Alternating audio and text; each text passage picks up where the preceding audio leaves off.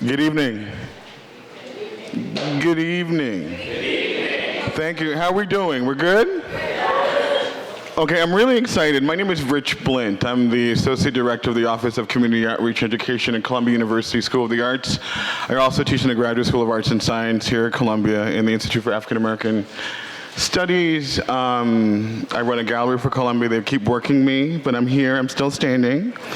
And I want to say it's my honor to welcome you guys here. It's a real pleasure for what we're going to call the final event of the year of James Arthur Baldwin. I'm relieved and happy, but I'm also kind of sad about it all. The year of James Baldwin was conceived by our colleagues at Harlem Stage and prosecuted with our colleagues Lawrence Westler over there and Bill T. Jones at New York Live Arts.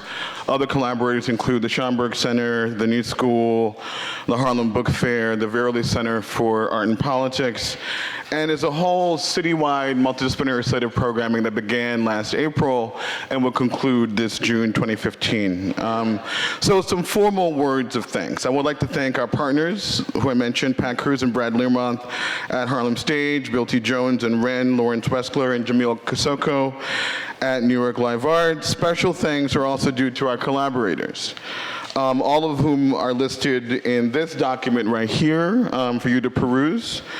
What I said final in part because the year is not over, right? So you should know that the year is not over. There are a number of events at Harlem Stage with the incredible Stu. You guys know Stu from Passing Strange on Broadway and also the Public Theater? Fantastic. I mean, he's amazing.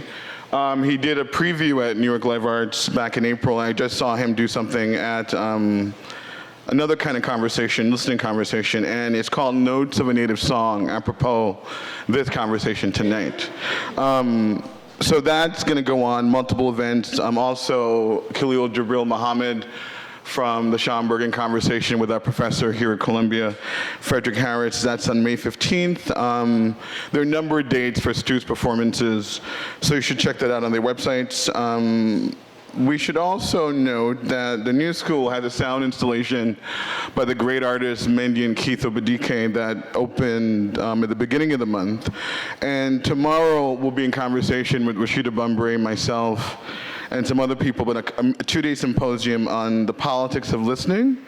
And so there's a panel on Baldwin tomorrow and blues at 4 p.m. at the new building and the New School. So please come out and join us. You'll notice here there's a special thanks section that I drafted, but a final note of thanks to my colleagues here at Columbia who have supported this project since its inception, to the James Baldwin family who have remained incredibly encouraging for all our efforts, and to the singular Eileen Ahern. Right, you know what I'm talking about. Eileen is a friend, but she's also the literary administrator of the Baldwin estate.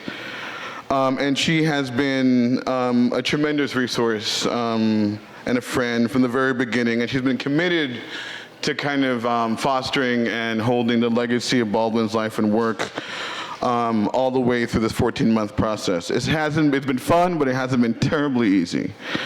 And so before I proceed with introducing our amazing panelists this evening, some housekeeping notes. The first thing I want to say, sadly, some of you might know Joe Morton and Margaret Jefferson, our colleague here at Columbia, were meant to be here next Thursday to discuss The Devil Finds Work, James Baldwin, 1976. Classic, under-researched, kind of polemic on race in American cinema.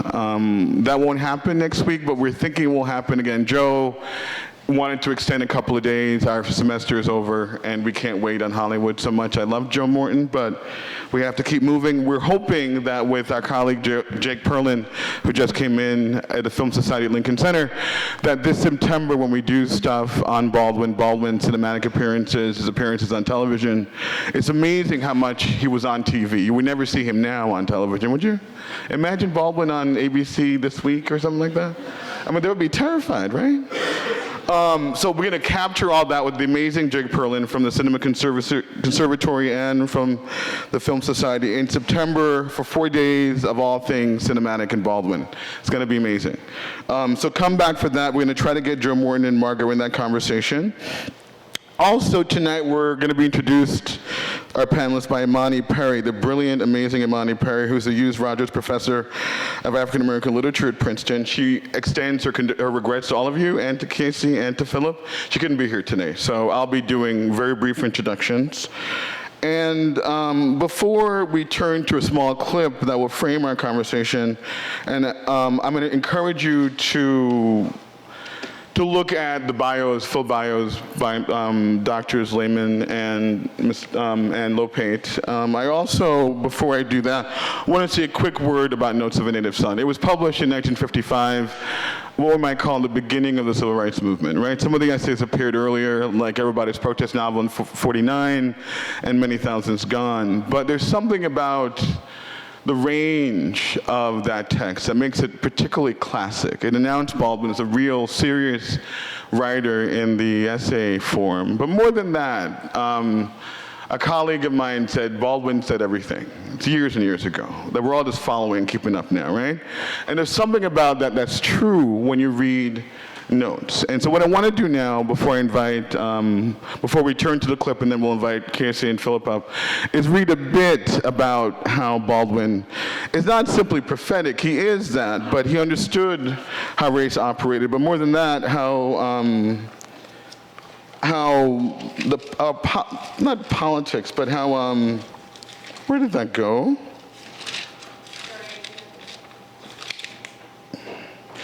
He understood how race operated, this thing, this mythology, this fiction. It's not a construction. It's an absolute fiction. And here's what he has to say before we turn to his account of the nigger, which I think is important to this conversation. And guys, bear with me. It says, what it means to be a Negro is a good deal more than this essay. We're talking here about Many Thousands Gone, the second essay in Notes of a Native Son. What it means to be a Negro is a good deal more than this essay can discover. What it means to be a Negro in America can perhaps be suggested by an examination of the myths we perpetuate about him. Aunt Jemima and Uncle Tom are dead. Their place is taken by a group of amazingly well-adjusted young men and women, almost as dark but ferociously literate, well-dressed and scrubbed, who are never laughed at, who are not likely ever to set foot in a cotton or tobacco field, or in any but the most modern of kitchens. There are others who remain in our odd idiom, underprivileged. Some are bitter, and these come to grief. Some are unhappy, but continually presented with the evidence of a better day soon to come, are speedily becoming less so. Most of them care nothing whatever about race. They want only their proper place in the sun and the right to be left alone, like any other citizen of the Republic. We may all breathe more easy. Before, however, our joy at the demise of Aunt Jemima and Uncle Tom approaches the indecent, we had better ask whence they sprang, how they lived, and into what limbo they have vanished. James Baldwin from Everybody's Protest Novel. That being said, I want to turn for a second to the clip. This is James Baldwin in 1963 called Who's the Nigger?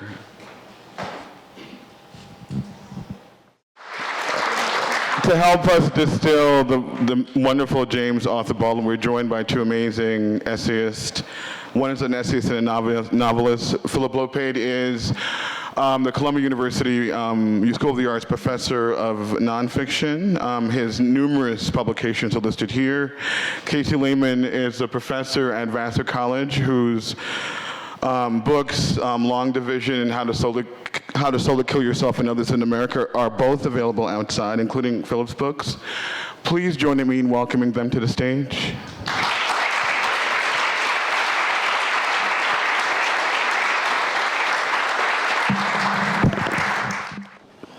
So we didn't, I just want to let everybody know, we didn't practice. Matter of fact, we just met. We're a pickup band, right. Exactly.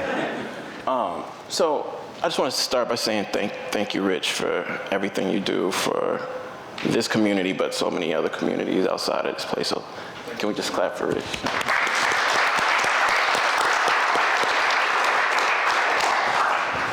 I'm not really sure how you all want this to proceed, but I have a ton of questions. How you feel about that? Sounds good. All right. I'm just interested in the first time you remember reading Notes of a Native Son. Can you remember what you read first, or if you read the essays and other? Yeah, I think I read the title essay, and something that I was thinking about is that, essay is kind of a dirty word in American culture. But when an essay really clicks, nobody thinks of it as an essay. They just think, I got to read this. So that was what we felt about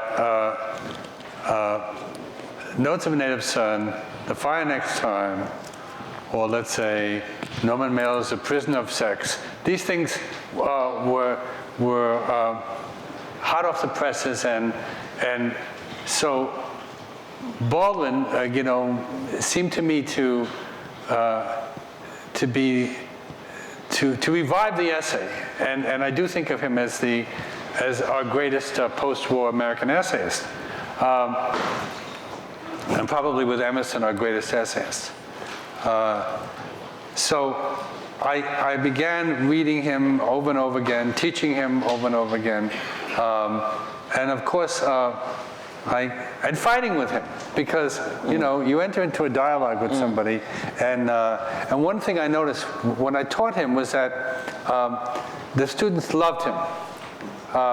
They were carried away by this tide of rhetoric and language, and so it became my job to kind of slow them down sometimes and say, right. Now wait a minute, do you swallow all of this, right, or most of it? So I was fascinated with Baldwin's language, which was this, on the one hand, extremely elaborate language with Victorianisms in it. Mm-hmm. Where did this language come from? He would say, we might hazard, or one might say, therefore. And I thought, well, nobody was writing like that then, In a way, he was not writing in that demonic style, He was very self-created, and, we hear in the kind of rolling anaphoras kind of the sound of the Bible. We hear the preaching, even though he said when he was a kid he didn't read the Bible so much, but obviously it was all around him. And then he discovered Henry James, and so we get this kind of Jamesian sentence with all these semicolons that goes on, and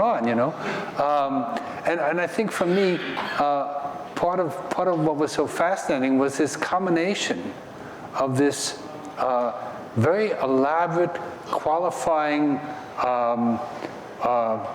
somewhat British accent, combined with this sincerity, this passion, this directness. So there were lots of bumps, speed bumps along the way in his sentences. You always felt the power of his conviction, and that it was important. One of the things that I think is very salient about Baldwin is that he was such a self-dramatizer, right? Such an actor in a way. It's very seductive, and all those things are good things, by the way, for an essayist to be. You don't want them to be unseductive. And he somehow had the power to dramatize his situation so that you always feel that something extreme is going on. Right. Which a lot of essayists can't do. They don't realize that they have to turn themselves into characters, and that character has to have a real urgency. So I was fascinated with him in a way, as part of this lineage of the essay, from Montaigne to Hazlitt to Lamb to Virginia Woolf and George Orwell and so on, and that he was doing it. He was turning himself into a character. Mm-hmm. He was making us follow him, through all of his digressions. Right. And he was bringing a very bookish language to the page, which isn't talked about so often about him, because we see his message, we hear his message, but we don't always realize how much craft and how strange the craft is. Right. Right. So what was it like for you reading him? I read him the first time when I was 18 years old. And for me, James Baldwin was the second author who I felt like I needed to read and wanted to reread, right? So Toni Cade Bambara was the first author that I actually wanted to reread and reread and reread for craft, reread and reread for the way she worked punctuation to create what people call narrative voice. Baldwin was the first essayist who, and it's interesting that Toni Cade Bambara's narrative stance and Baldwin's narrative stance or character, to use your words, are so different, right? But Baldwin was the first essayist I read who also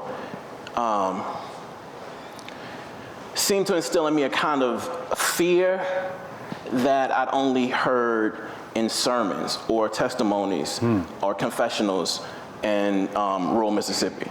So when Baldwin writes in autobiographical notes, I feared white people. I hated and feared white people. Right. And I despised black people. Right. In so many ways for not being white, and ultimately, he says, for not creating Rembrandt. At 18, I really didn't understand what that meant. And I didn't understand the second part of that sentence. I didn't understand despising black people, partially because I came out of a black, rural, black liberatory tradition of people who were fighting and fighting and fighting. But I'd never seen an author actually have the wherewithal, skills, whatever, to say something like that to an audience. And so there was an autobiographical note, and so I just wanted to keep reading and reading and reading. And then, when he starts to do that thing near the end of that little essay where he hoist up Robert Penn Warren and kind of disses the rest of everybody else writing about race, talking about bookshelves groaning. I was really into hip hop at the time, so I was like, who is this little ass, wonderful, beautiful, roach-looking dude, like dissing the rest of black literature, and so it seemed bombastic and wonderful and textured in the same way. But I think the important thing to me is that I'd never seen that kind of writing written, but I'd heard it, and I'd heard it kind of sort of in the church I went to in Forest, Mississippi. My mother had me when she was 19 years old. She was a college student, and she went on to go to grad school. And when she was in grad school, I lived with my grandmother. But I really heard it in these things that my grandmother would do called home mission. So home mission was this thing where people would, like the deaconesses would come over to my grandmother's house, and they would all bring food on alternating Wednesdays. And what they would do, because that church didn't provide a space for black women's voices, what they would do at home mission is they would all really testify. They would confess, they would tell stories, they would really give what these personal essays that they'd written down, and they talk, and then they push, and they talk, and they push. And my grandmother had me there, and I was supposed to be there taking notes, and I was like 6 or 7 years old. I tell the story a lot of times, and I found myself really attracted to these older women, and I was primarily attracted to them partially because of how they looked and smelled and moved, but mostly it was because of how they told stories. And I found the kind of what we call now confessional bombast that I see in Baldwin. Now I can source that back to home mission. But you mentioned his dissing of black literature, and I gotta say that first of all, Richard Wright does something very similar in Black Boy of talking about hating whites and despising blacks. Right. And in rereading the whole book again, preparing for tonight, I thought, he was so unfair to Richard Wright. He really was. And by the way, he doesn't mention at all, he sets up a structure where there's nobody else who can write the novel about race, except for, pays a compliment to Ralph Ellison. Right. But strangely enough, he doesn't say a word about black nonfiction. Yeah. So he doesn't say a word about the figures of the Harlem Renaissance, Zora Neale Hurston, Langston Hughes, Gene Toomer. He doesn't say anything about W.B. Du Bois, for instance. Not in that book. Not in that essay. He doesn't in that essay. But if you want to come on stage, you can too. Okay. So he doesn't say anything about W.B. Du Bois. He constructs a situation where he's laid the groundwork for himself. You know what I mean? He's going to come on and he's going to do it because nobody else has done it. And of course, it's not in this collection, but I can't help thinking about his essay about Richard Wright, Alas, Poor Richard, and also Chester Himes' account of running around in Paris and Baldwin being very drunk and saying, "We must kill the fathers," you know. Right. So by the way, this is not so unusual. Saul Bellow does the same thing. He writes essays in which he basically says all these other novelists are ignoramuses, and leaves it for you to figure out that he's the only one. And Susan Sontag does the same thing. She doesn't credit almost any American intellectual, you know. So this is a strategy. You come on the scene like a gunslinger, you know, and you kind of, you know, wipe out the competition and you prepare the place for yourself. I feel about this book, which I think is still his greatest book, Notes of a Native Son, that there's an arc, and that it begins with these two essays that trash Native Son. That's trash Native Son, and by the end of the book, in these masterpieces like the essay Notes of a Native Son, Stranger in the Village, and Equal in Paris, he's become a larger human being, and he's become more self-critical and less, you know, like the critic who's very defensive. Right, yeah, wow. I'm glad we're getting into this early. I think that, being from Mississippi, I wanted to defend Richard Wright, too, right? Because I think Black Boy is one of the great American books. It's great, and I think it definitely serves its purpose. But the thing that's interesting to me about what he did to Wright is that, you know, one could say he did similar things. One could say he did similar things to Faulkner in his essay Faulkner and Desegregation. One could say he did the same thing to Norman Mailer in terms of competition. But the kind of sad and sinister thing I feel about Baldwin's relationship to Wright is that Wright actually tried to help Baldwin. He helped him a lot, and no good deed goes unpunished. Yeah, right. And so while at once I want to talk about, I think Baldwin set the terms of love, so he made it so the way he was critiquing Wright, particularly in The Last Poor Richard, like, you know, was a kind of love, and he sets this critique up, I think, in Autobiographical Notes, right? I love America more than any other country in the world, therefore I insist on the right to perpetually criticize her. Right? And I think given that he sets that root, I think he said in interviews he wanted us to see his perpetual criticism of Wright, even in death, as a kind of love. But I couldn't roll with that in that, like, he continued it into Wright's death. So Wright dies, and where he's trying to perform like a historical eulogy, he's still dissing the dude. Like well, can he live, right? No, I know. I mean, he can't. I mean, Wright helped him get this Eugene Sexton Fellowship, right? And Baldwin, who really does have great insight in Alas, Poor Richard into his own, manipulations, says, I just didn't think. I thought Wright was such a god that I didn't think I could hurt him. You know, he was up there. I didn't feel. I mean, by the way. This happens to anybody who reaches a certain amount of stature. I've had this with students of mine who didn't realize that, my feelings could be hurt. They just thought, you're the authority, you're the establishment, so, it's impossible. But I mean, Baldwin had the same thing with, the way he treats his father, Right. And obviously, there was a lot of, anger against the father.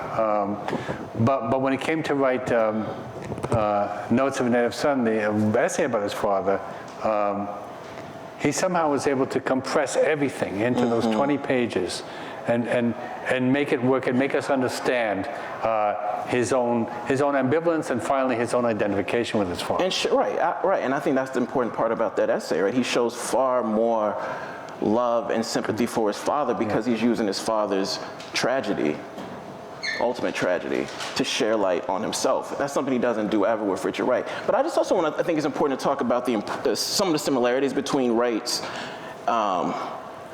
fiction, maybe nonfiction, and Baldwin in that, and I hope we can get into this later in question and answers, that I think that we have to think about whom Richard Wright was writing for. Richard Wright said over and over, I was writing for black people, particularly black folk in Mississippi, right?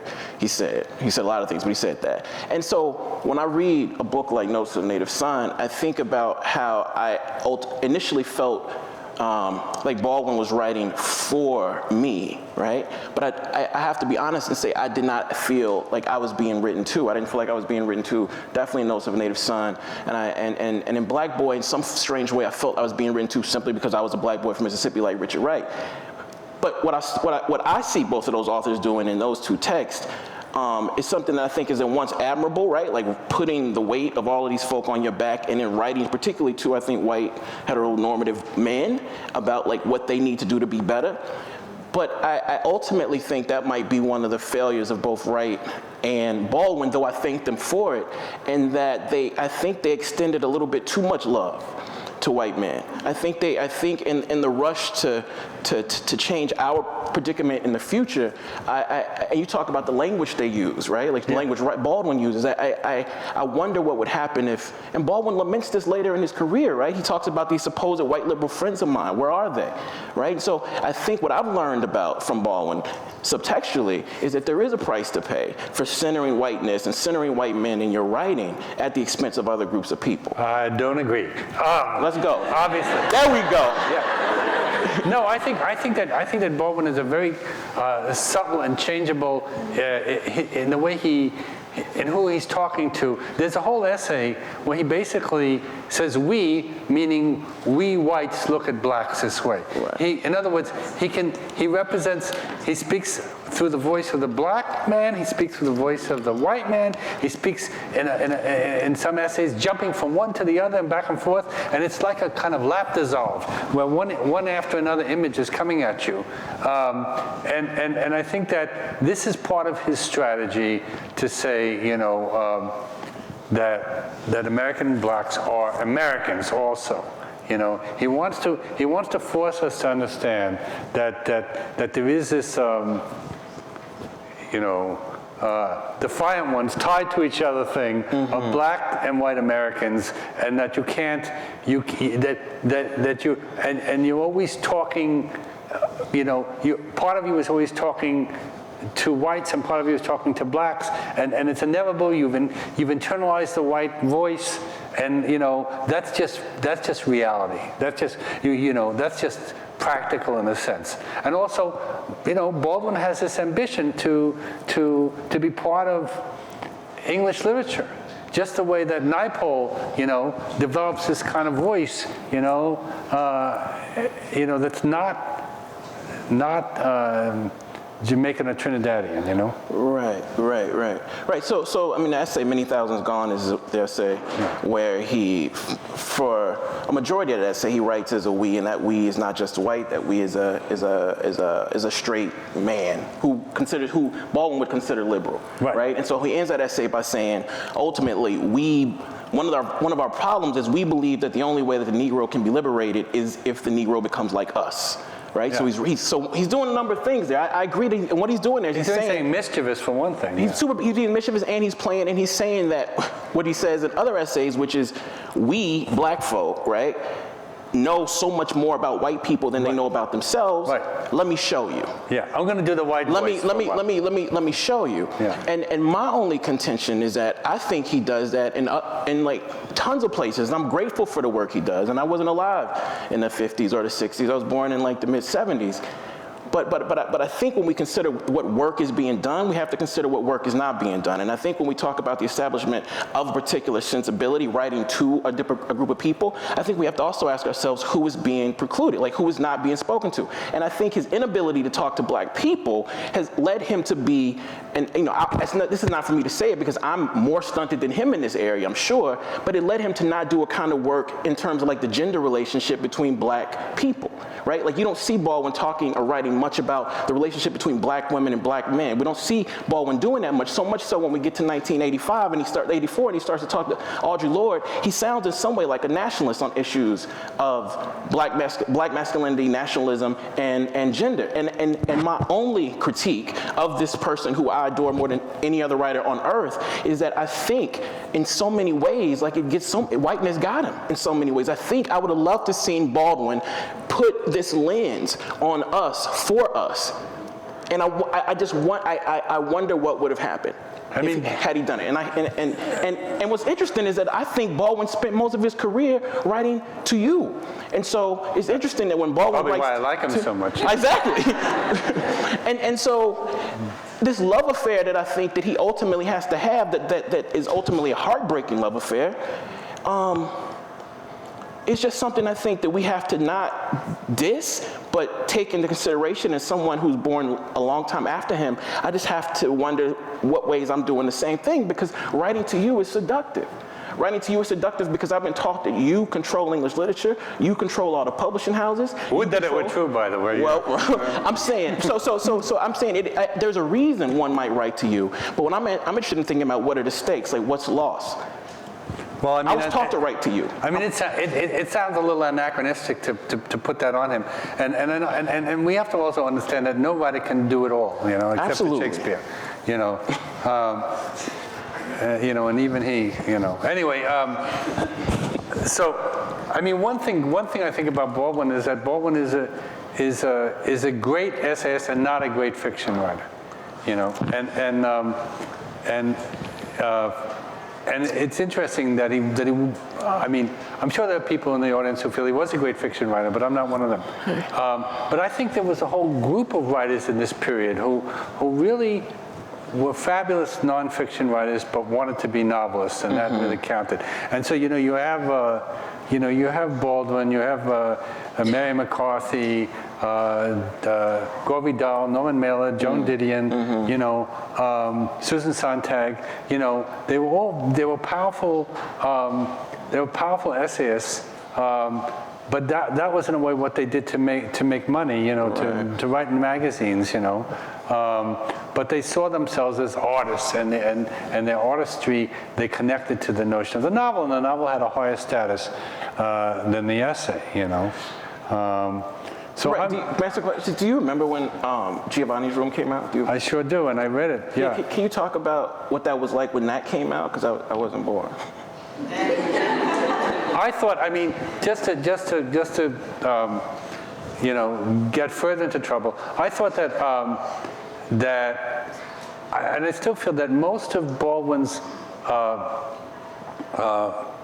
fiction is sentimental. And so I read Giovanni's Room, and I thought, well, it's a nice little book, but it's kind of sentimental. He cares too much about his characters, and I felt like in another country, the same thing happened. I think probably his best novel is Go Tell on the Mountain, but I felt like, there's a way in which, in his own essay voice, he was able to establish a little bit more detachment, a little bit more coldness than he could towards his own characters. As soon as he began making characters on the page, he mothered them too much. I don't know how else to put it. So I mean, I'm still thrilled by his voice, whoever he's addressing. Right. And sometimes, believe me, sometimes he may be addressing me, but sometimes he says these things that are really, like about white people, like where he says, the white man's world, intellectually, morally, and spiritually, has a meaningless ring of a hollow drum and the odor of slow death. So my students are going, yeah, tell it, most of them white, by the way. And I'm thinking, wait, is this true? Is this what you really think? And sometimes he'll say these things about white men don't know how to sing. Their voice is all strangled, and they don't know how to dance, they don't know how to sing. It's interesting that Baldwin took great umbrage, as he should have, against the sexualizing of blacks, but he seemed to be quite happy with the desexualizing of whites, So there I am, a white person, hopefully not desexualized yet, who says, well, not entirely, My voice isn't great, but there are some great white singers, So there was that also. He would always throw in some zinger like that, and it would, and nobody said, hey, wait a second, I think that there's a side of him. There are lots of sides of Baldwin, but one of the sides that I think is the most problematic is the prophetic side. And Rich has said what a great prophet he was. And it's funny because you know, he uses the word prophet about his father. As a kind of how strange his father was and how alienated everybody was from his father. And he says he was like a prophetic. And there's this image of this lonely prophet in the wilderness, you know. And I think that Baldwin could be so accurate.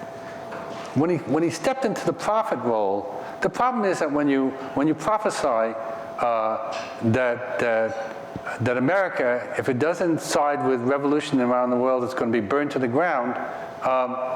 Maybe you're giving too little credit to capitalism's resiliency. You know, it may have been good for it to be burnt to the ground, but it didn't get burnt to the ground. You know, and so a lot of times he's got these two sides to him. One side, he says very clearly in Notes from an Native Son, I did not believe in an apocalypse. You know, right? He says. Therefore, you know, it was like the riots were showing me, you know, maybe it was here, and then he criticizes Richard Wright for threatening an apocalypse. Right. Remember? Yeah. And then he himself does the same thing in The Fire Next Time, of course.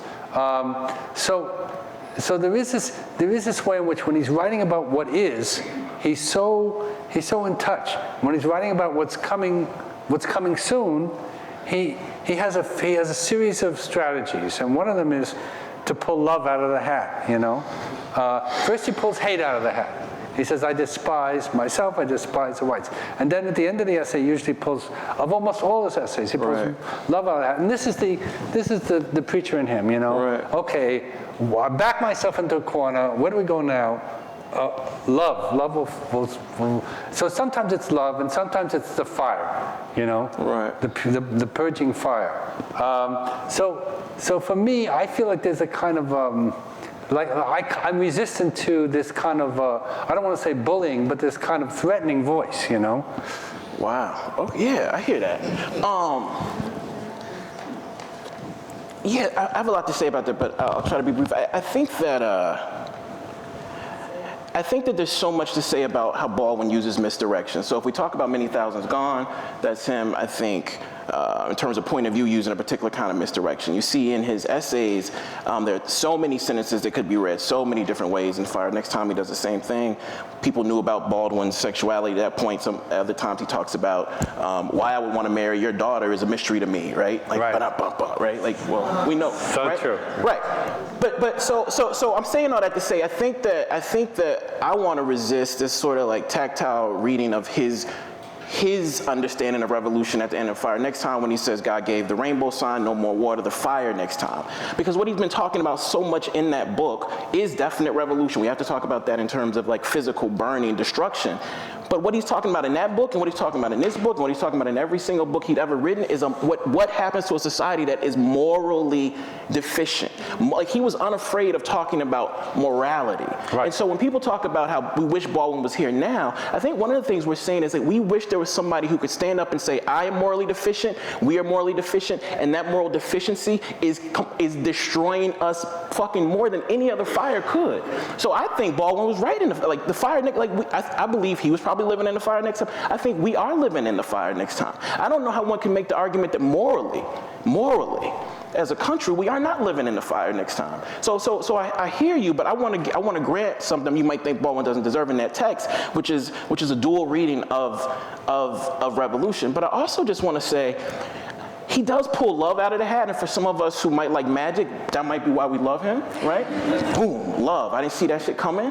But I think for other people who actually might love to see magic happen and see somebody rhetorically construct love as opposed to the way we hear it in R&B songs, the way we read it in like love poems, I think he did a lot for me, partially in this book, but also in The Fire Next Time, to show how love, as Baldwin often defines defines it, is a terrifying, terrible, absolutely aged, like necessarily takes age to step into. And what he's doing is he says, I'm asking you to do what nothing else is modeled for you in this country, which is to love yourself, I think you, to love yourself, maybe me, and take what it takes, take that love and move morally, move spiritually, move bodily.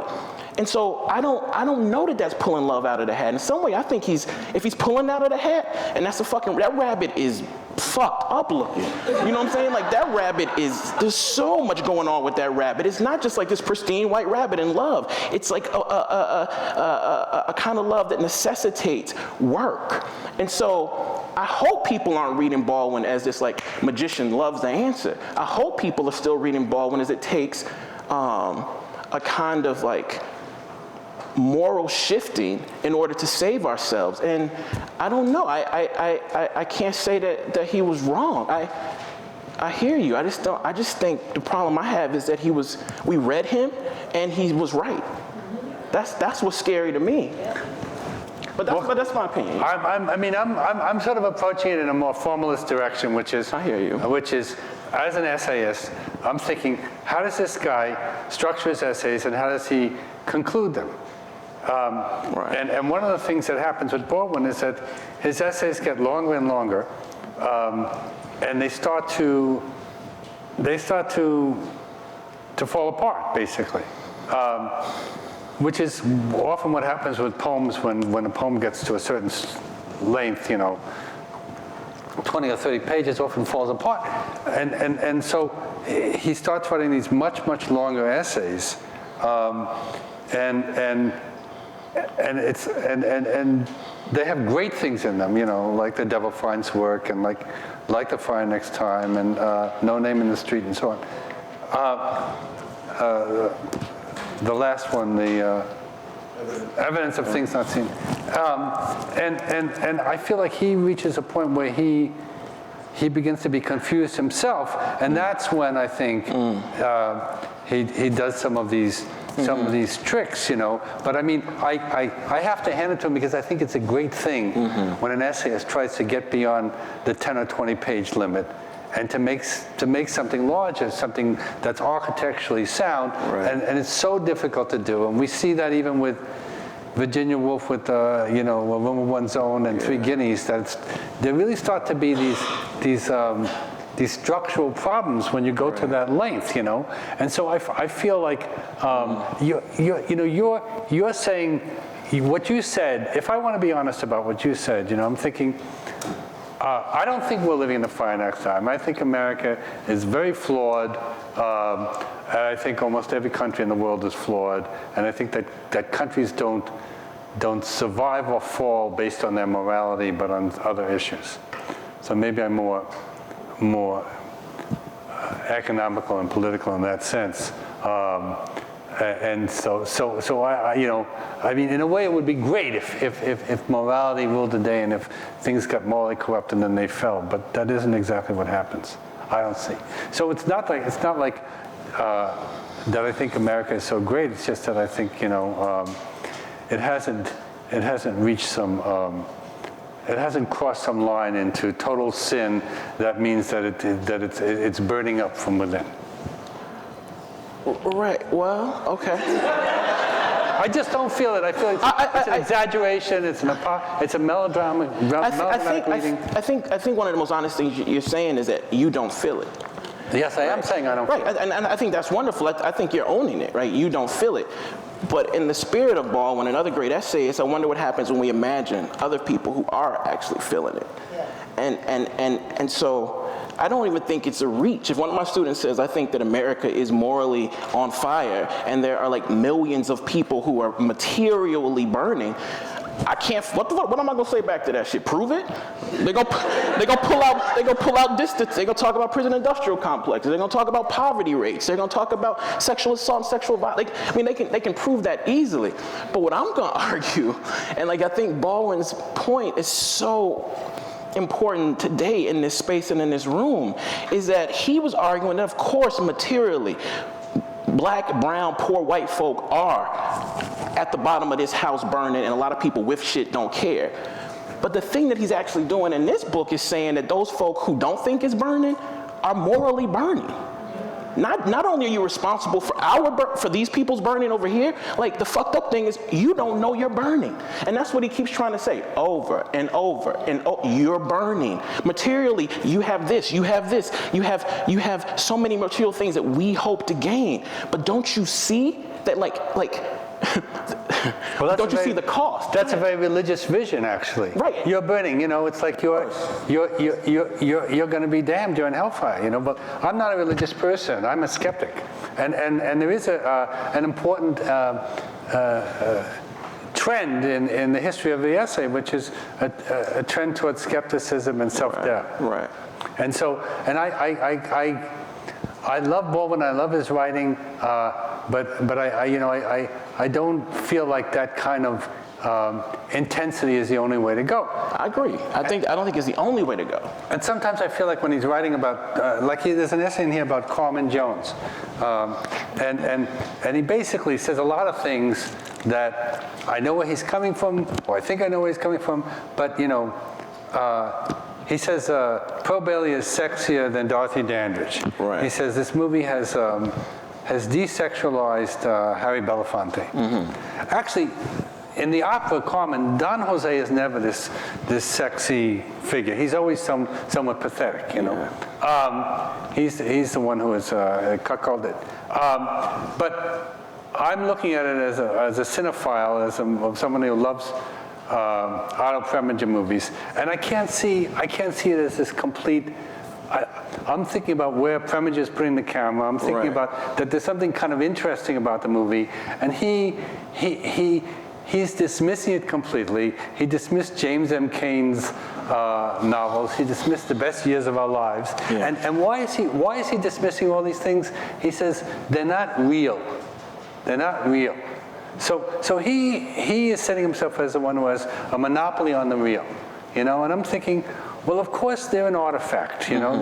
They're not, but so was every movie in a sense an artifact. Right. And I don't like that essay necessarily. I mean, I just don't like that essay. But and I don't want to be in a position to defend everything you say about Baldwin for the rest of this talk, but I will say that I think instead of Baldwin positioning himself as like the holder of what is real and what is fake, I think what he's trying to do in that text, which I don't necessarily like, but what I see him doing over and over again is like, look at the myths that this particular presentation is perpetuating, and what are the stakes if we continue to perpetuate these particular myths. So not that it's like fake, but that its dishonesty has terrible repercussions. And I hear you. Lack of religiosity, you're not going to believe in these terrible repercussions, but I think he's making the same argument over and over again. He's, with Uncle Tom's Cabin, with Native Son, and that Carmen Jones piece. He's ultimately saying when we perpetuate artistically certain myths, like who has to bear the brunt of that? And so I see that, right? Even if I don't like the essay, I see him saying that there's a risk. There's a risk. And sadly, the people who often create these texts, when he's talking about white folk, don't have to materially bear the brunt. Yeah, no, he is a great demystifier. Right. And his position is that whites are guilty of naivete and innocence. And he makes that point very powerful. Right. And I think that when he began writing, when these essays, when he was in his early 20s up to age 31 when he wrote the last ones, he was on fire to convince himself and others that he was worldly, that he was not innocent. He was not an innocent. He was not naive. That whites might be innocent and naive, but he was not. And that's a very understandable position for a young writer to take, to kind of bluff their way into worldliness, And one of the reasons that I find his essay Equal in Paris so charming is that he gets arrested, he gets thrown into this Paris prison, and he realizes he doesn't have a clue. Right. He doesn't understand anything about French character, the whole setup. He is hopeless and helpless. It's a very self-mocking essay, and he comes to the conclusion that he is innocent and naive, you know. So this is something he was always battling within himself, but at first he had to project it outward. Others are innocent and naive. I am not innocent and naive. And eventually he comes to see that we're all innocent and naive. We can't help it. I think that's an interesting reading. I mean, I always took his innocent and naive description of white people as a kind of seduction to the reader, to get the reader in, okay, so I'm calling you innocent. In some way, I can't hold you responsible for the way you've treated yourself. Now that I got you, let me really tell you about what your innocence is doing to yourself and the rest of the world. But I also want to say that I think what's interesting about if we move from this text to the next essay text is that he tells us that maybe this innocence, or I don't know if Baldwin would ever say that he was ever given innocence, or like society would ever deem him innocent, but he talks about in some way lamenting the fact that he ran away to Paris. Right.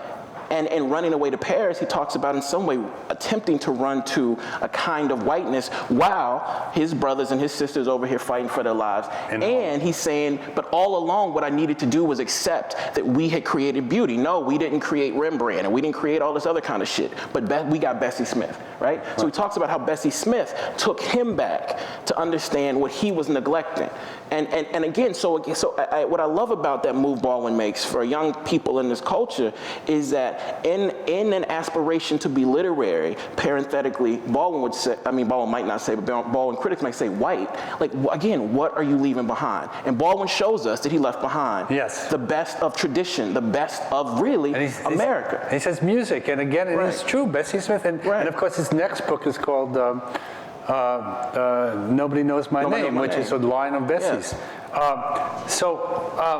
Yes. And I think that one of the things that is most valuable in Baldwin in this book, and it continues, is his sense that you cannot leave the past. You don't run away from your roots. Right. He may go to Paris, but he can't leave the roots of his culture. Right. He understands. He does this very mocking taxonomy of the various blacks in Paris. Mm-hmm. You know, they're the ones who romanticized Paris so much, and then they got disillusioned and left. Mm-hmm. They're the ones who became more French than the French. You know, they're the Bohemians who he has complete disdain for, and they're just kind of hanging out and trying to, hedonists basically. But he says the problem is they're not connecting to their past. Right. And I think that obviously is something. I think that part of his language is I don't want to say archaic, but it's an older language, and that's one of the things that's so beautiful about it, is that he's bringing past languages into the present, and he's reclaiming it.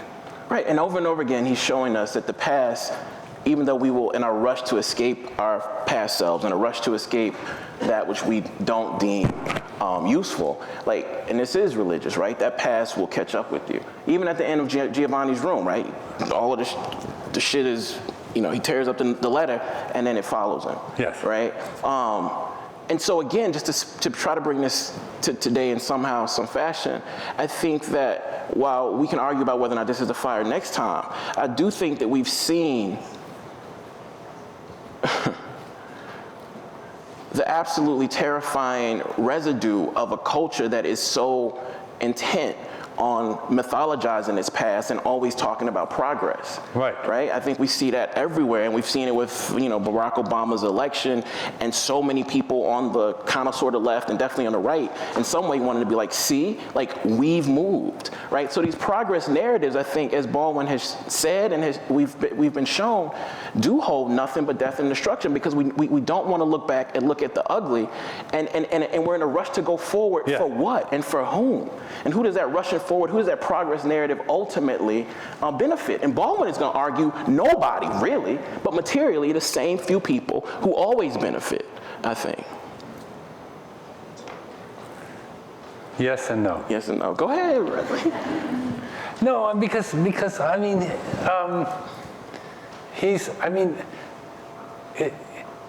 funny to say this, but I think that part of part of his analysis of America was a kind of, I don't want to say middlebrow, but it was something like, you know, like an embarrassment for the uncultured nature of America, its inability to deal with pessimism and tragedy, you know. Right. Which is a point that, you know, Richard Rodriguez makes, Right. and so on, and I think that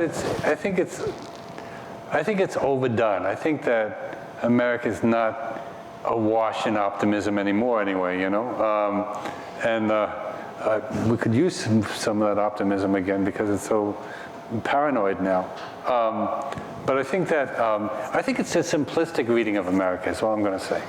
I feel like I tend to look at it more dialectically and to think, well, some things are progressing, some things are not progressing at all. You know, he doesn't want people to have an easy way out, and he's right not to. He says, you know, you know. I mean, he says this about blacks and Jews. It's not going to get fixed anytime soon. Right. You know. So I can understand that, and I also feel like, you know, if we were taking the larger Spinozistic point of view, looking from the ceiling, maybe we would see that some things are moving, some things are not moving. You know. Right. I just want to. I think even to Baldwin's credit, he talks about, you know, movement, right? Like there is movement. He does. He does talk about movement, but I also think that what he does is he, and I don't even know if he could. I don't know if he could see this coming.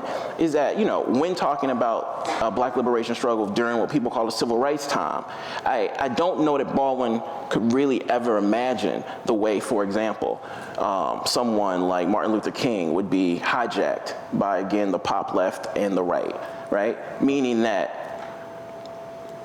some things are wrong, some things are bad, but what happens when, like, the elites want to take credit for everything?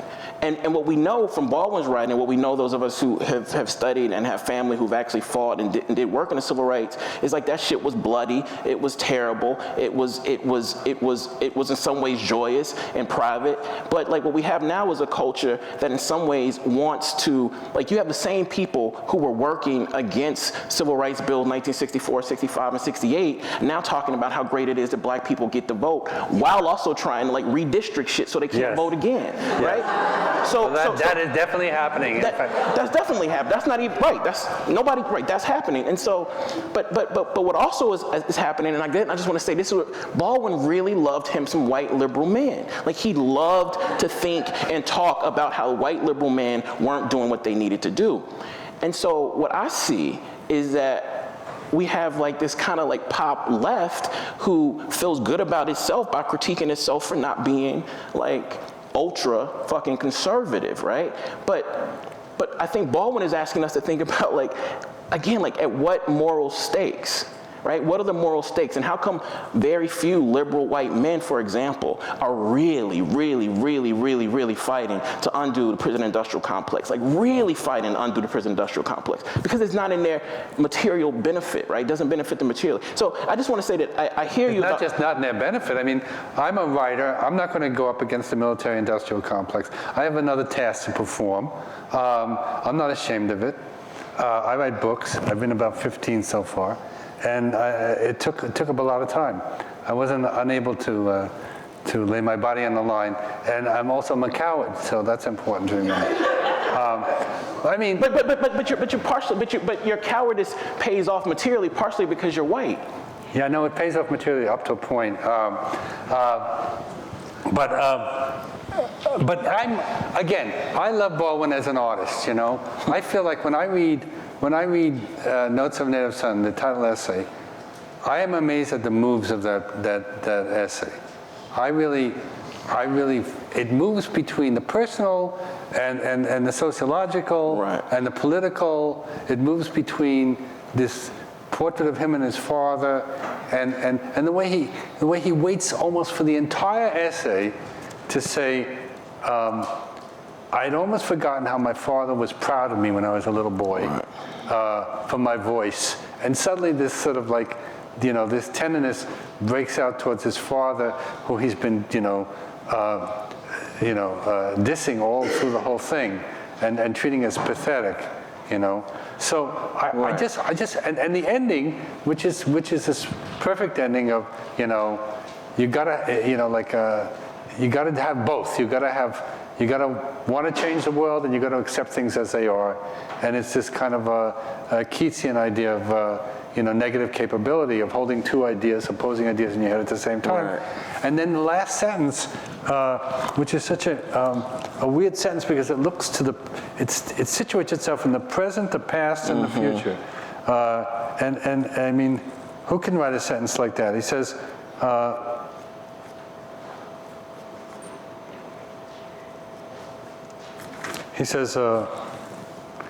I wish that he had been beside me so that I could have searched his face for the answers which only the future would give me now. So it's this completely Janus-faced thing, And in some way, I just want to say, I think he does in that essay what you critique, well, what a lot of people critique him for not doing in his fiction, which is like in this weird way, his father becomes a complex secondary character without Baldwin pushing, right? We can't see the fingerprint so much on Baldwin. So we realize his father is much more complicated than him a bit before he does, and it's a move that he doesn't make so much in his fiction. Right. I think. I agree. Yeah, but I also just want to say about this essay. I think that this essay, for me, is the essay that I reread the most because they're just the most hidden portals in it. Right. I feel like there are a lot of different rooms that one can go into when they're reading a Baldwin piece, and for me, I think this essay, like all Baldwin's essays, is rooted in this idea of discovery. And you've talked a lot about this in your writing about how important it is for young writers, particularly to discover, right? The blank page is a site of discovery. But there's something to me that is at once terrifying and sort of joyful in that this essay ends with Baldwin admitting to us in the world that he still needs to do more work, right? The work is not done, right? He's not delivered from his father's ghost necessarily, and he's not delivered into this space where he's going to necessarily be any better, right? The deliverance isn't necessarily there. Yeah, because he uses the word bitterness a lot. All the time. And the bitterness is what he has to fight with, Yeah. Yeah. And so just as not just as a writer, but as a human being, I think this essay holds me most accountable for the millions of ways that I failed myself, the 1,002 ways that I failed people close to me who I shouldn't, and yet it somehow morally shows me that there's a possibility if I work smart and hard enough, but that possibility again isn't delivered or isn't promised, right? Oh, well, that's the difference between you and me. When I read this essay, I think, oh, what a wonderful piece of writing. I'm not going to get any better, that's it, But I love this writing. I accept my limitations. Right. But you're younger than I am. You can actually get better. Okay.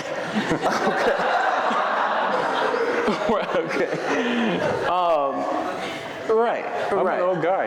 Yeah. Do we want to take questions or something? Yeah, let's. I was saying, give you guys 5 minutes to close out before we take questions, please. Any last comments from you want to begin?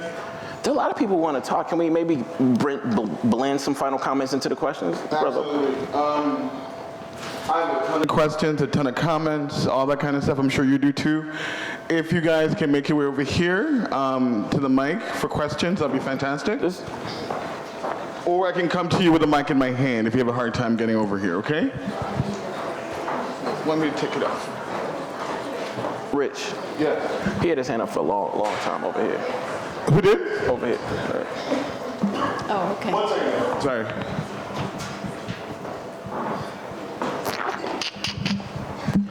How y'all doing? It was interesting, hearing y'all exchange and to what you said, Kiese. Am I pronouncing it correctly? Kiese. Kiese. I'm sorry. Yeah, all right. The thing about Baldwin, who he writes for, and to Philip's point about this idea of looking at him as an artist as opposed to a person, and I was thinking about that essay in No Name on the Street. Right. No Name on the Street, when he's at his friend's house giving him the suit. Mm-hmm. And there he's arguing with the friend. He's there as a famous person now, so his context to the people he's known all his life has changed. And you know, they get into the argument and he breaks and he goes, say something again, I'll kick your ass. Like, he breaks character, literally. Yeah, right. And at that moment, he goes, like, he realizes that everyone's looking at him, and he says the thing that's so, like, harrowing about being a celebrity or a public figure is that the things you say, they can't possibly think you mean them. Right. Like, and I think that what's interesting about being a writer or being, like, a black writer or whatever, like, in a lot of ways, the things that black writers say in a white literary world, the reason why we continue to get published is because the white literaries think, well, they can't possibly mean that. After all, they come to us to get published, right? So you think about the ways in which, right? Like, you think about the ways in which, and like the thing you said about like who he writes for, I think that what was really subversive about Baldwin was that real practical idea of I need at the end of the day to get published. Right. Yes. Because you think about even how y'all two are even able to talk. I think that what Baldwin provided was a landscape for y'all two to talk to each other. Because never before had you had a voice that could get somebody from like your elk and your elk to just chop it up. Like, and that was like, unless somebody was going to take the task of saying, how do I get published by Knopf, but still get read on a Harlem street corner? Right. And I think that a lot of times when people are thinking about the aesthetics of language, I think that what he did well was that he walked that line. Right. Now, by the language, he did alienate a lot of young black people who was not there. Right. But the messages, like you say, Philip, like went past you. That's what the kids on the corner were catching. So they may not necessarily have ever read or knew like who Chekhov was, but they knew when they was talking about that white innocence, they knew that. Right. And I think that it was times, and I think that that's what was brilliant about him and subversive was any time when he wasn't for anyone in particular. And that's the same thing you kind of hear is that the times when, like, as a black reader, you kind of fell off, there was a white reader that picked up. When the white reader couldn't catch it, the black reader could come back in. That's true. And so you saw how you needed, and that's what his writing was a lot about, was we need each other to like vindicate ourselves in this. And so I think that what's interesting is the way art is isolated to itself of saying, oh, this is just an essay. And I think that what was poignant about his essays as opposed to his novels and novels in general is that when you close the novel, the story is over. Right. The thing about his essays was that you had to turn the TV on and hear this man sound just as like his essays did, so you couldn't escape that voice. Because they were a conversation. No, they were a conversation, and so I want to know, you know, in both ways, what do y'all think affects, you know, I think what are the limitations of looking at real things as just art and isolating them to itself and saying basically that this person who's writing this real thing can't possibly mean it? Well, I mean, I do think that sometimes he meant it and sometimes he didn't mean it. You know, we're always writing and trying on a kind of attitude, you know. You know, fortunately or unfortunately, we cannot be transparent completely. And so, you know, Baldwin, you know, meant a lot of this, and he also tried on various attitudes. And sometimes he was an actor. Sometimes he was, say again? An actor. An actor, right. I believe in acting, you know, I believe in art. So for me, whether it's, you know, real or fake, I just think without art, I hear you, without Baldwin doing whatever, I'm not here, but again, without a lot of things that made Baldwin possible, without a lot of like black art, Baldwin isn't there. And this is what I think is important about talking about. So I agree with you, but I also think what's important is that he talks about the art of Bessie Smith, the artistic reckoning of Bessie Smith, bringing in him some way back to life. So I agree with you, but I just think that, I just want to say like all art to me is, and this is where we might disagree, it is real. It does have the possibility for redemption. It does have the possibility for destruction. And I just agree with you. I'm just saying I agree with you. But I just think it's about like art. Yeah. That the art that made Baldwin Baldwin, not just the art that Baldwin produced. Next question. Oh, hi. Yeah, I was also originally going to ask about the we, the going back and forth, the addressing the white audience. We, and I too thought it was very subversive, like sidling up to the enemy and, you know, tugging his coat. And I have to say that I read Baldwin originally when I was in my teens.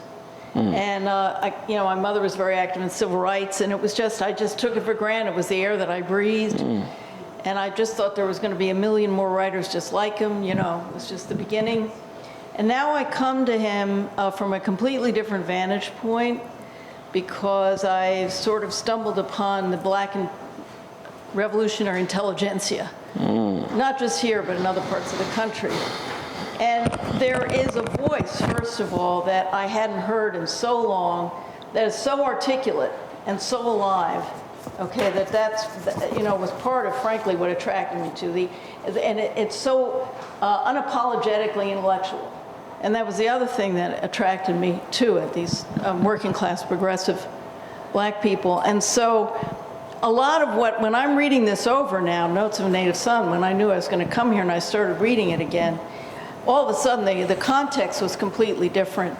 And I think, you know, I mean, I know it's presumptuous, but I think I really heard his message, which it reminds me when I was years ago told by some African socialists, they said, take this message out to the white community and good luck with that. You know, I don't envy you.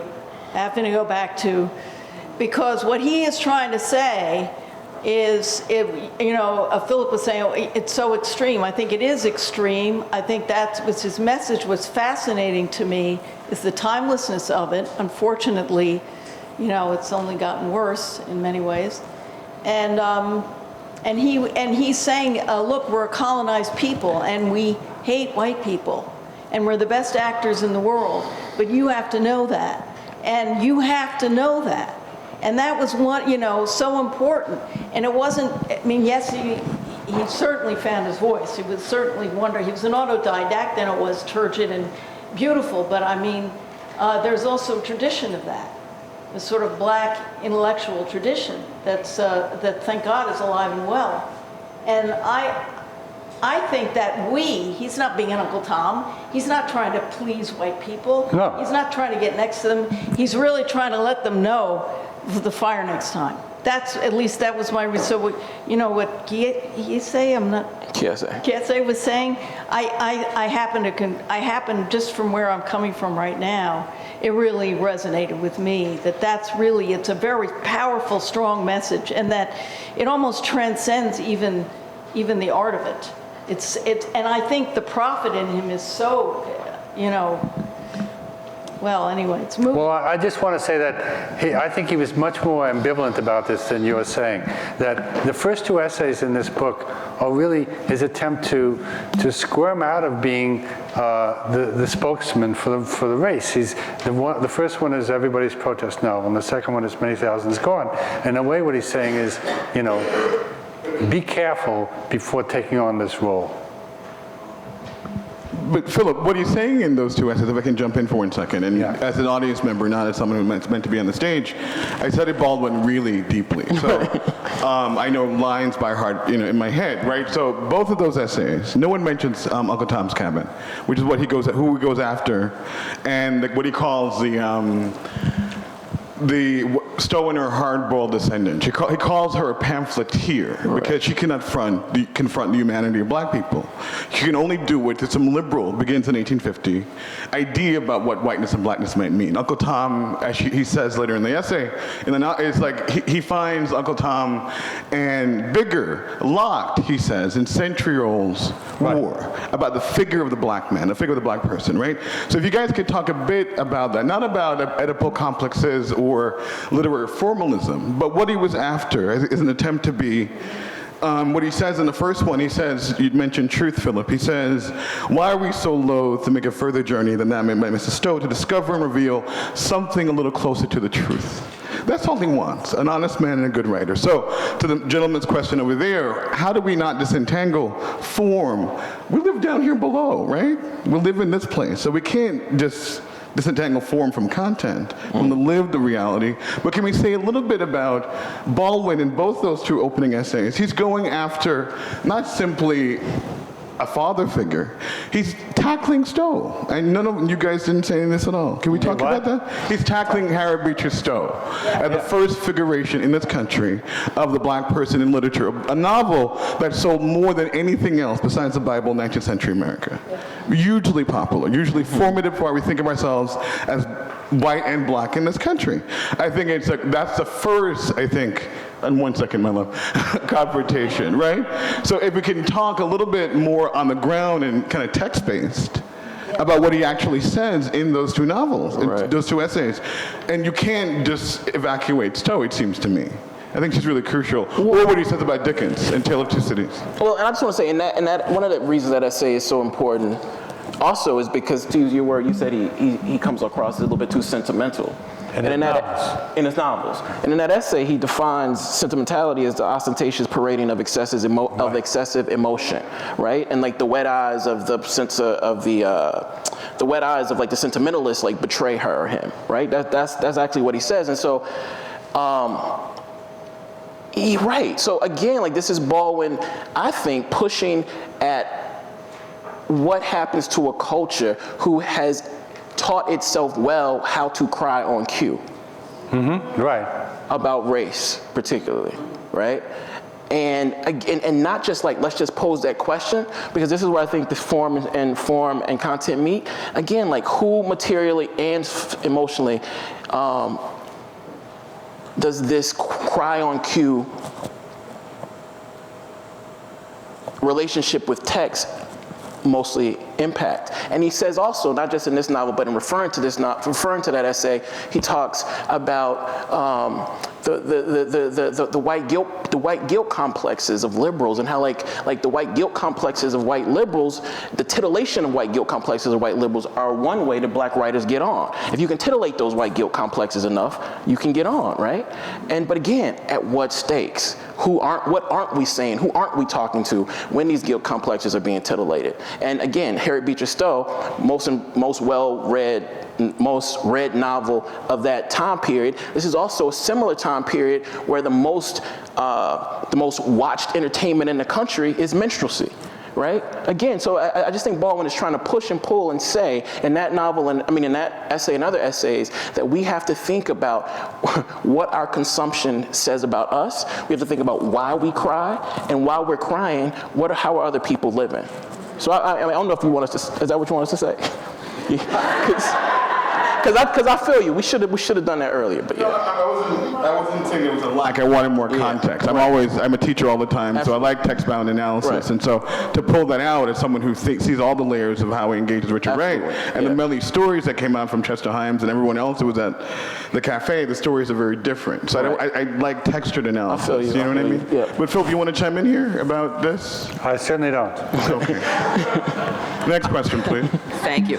I want to first thank you guys. I take umbrage to so much that took place up there on that stage. And it's actually thrilling. First of all, you mentioned Chekhov.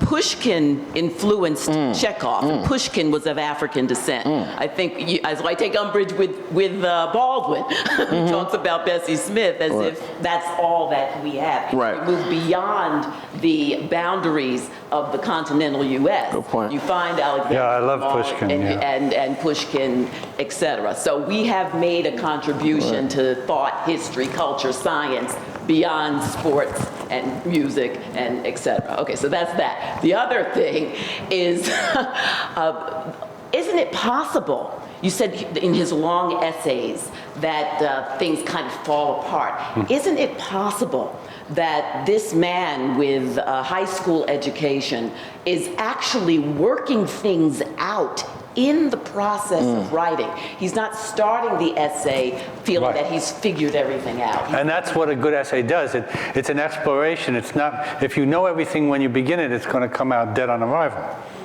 So I would say it's not so much that things fall apart, it's that he's working it out and he's not come to any definitive answer. He's confused. He is confused. He's figuring it out for himself. Right. And I'd love for both of you to speak to the genius of, especially both of you being part of the academy, to speak to the genius of a man with a high school education who is able to write such criticism and have you two Absolutely. sit here and discourse on it. Okay, that's it.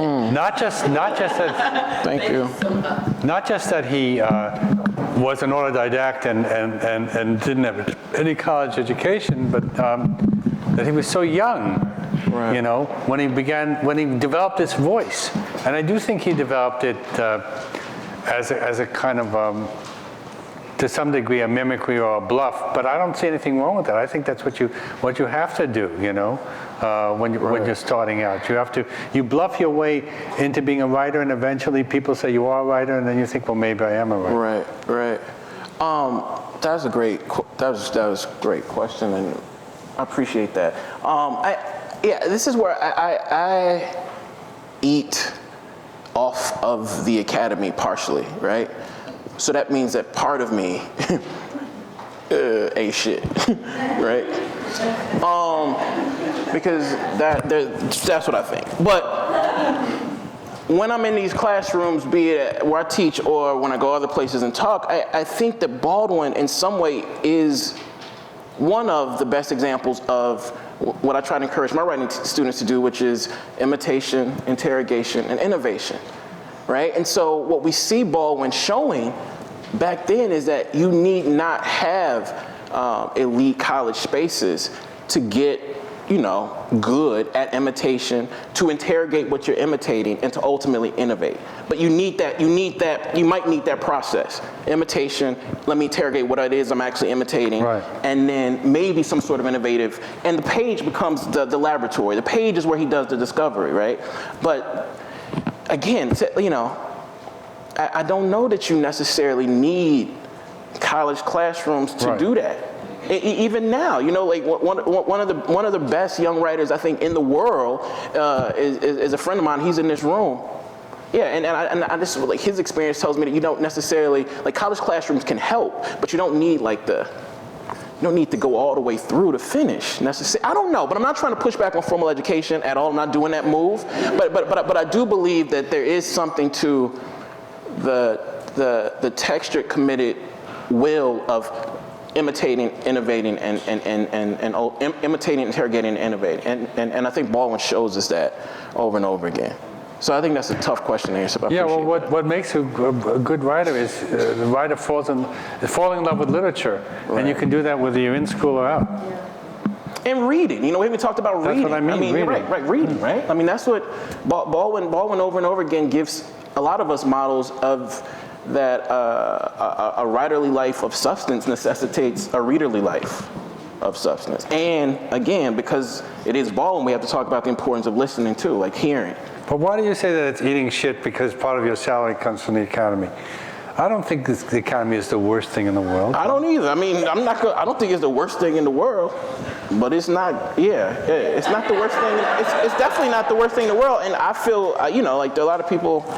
I'm glad I get to read and write and talk and teach for a living.